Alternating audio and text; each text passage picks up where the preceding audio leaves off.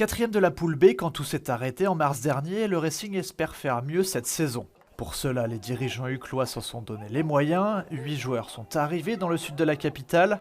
Et parmi les nouveaux, il y a notamment le gardien Richard Joyce, international néo-zélandais pour remplacer Jérémy Gukasov, blessé. Après 10 saisons White Ducks, Quentin Van Lierde, champion d'Europe des clubs en 2019, s'est lui aussi décidé à changer de tunique pour son plus grand plaisir. C'était une équipe qui me correspondait parfaitement, même caractère, même tranche d'âge. Au White Ducks, c'est peut-être un petit peu plus jeune dans la tranche d'âge, mais il y a aussi des très vieux. Donc voilà, c'est un tout, même l'infrastructure qui me plaît énormément.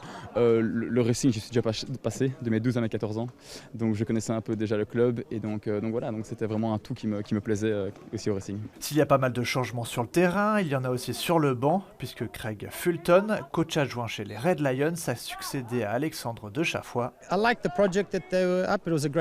J'aime le projet qui est en place. C'était une grande opportunité. Le groupe est ambitieux. Les joueurs veulent évidemment accomplir de grandes choses dans ce championnat. Ça s'alignait bien avec ce que j'espère faire. Pour réussir sa saison, le coach sud-africain pourra compter sur son adjoint, le nouveau sélectionneur des Indoor Red Lions, Maxime Berger, mais également sur un joueur qu'il a déjà côtoyé, Victor Wenier, un pilier de la sélection. Je le connais bien de l'équipe nationale, il est très sympa et il travaille très bien avec les jeunes et aussi les plus anciens, donc c'est tout bonus pour le Racing de l'avoir. L'expérience de l'international belge qui entame sa 3e saison au Racing sera également importante pour l'intégration de plusieurs U19. C'est vrai qu'il y a beaucoup de jeunes aussi qui sont arrivés, on a une équipe assez, comme je viens de le dire, assez jeune.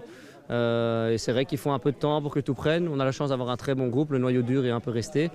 Et voilà, on continue notre marche en avant avec le Racing et on espère aller le plus loin possible cette année. Après une préparation réussie, le Racing reprend la compétition avec envie. Ce sera dès vendredi en ouverture face à Namur.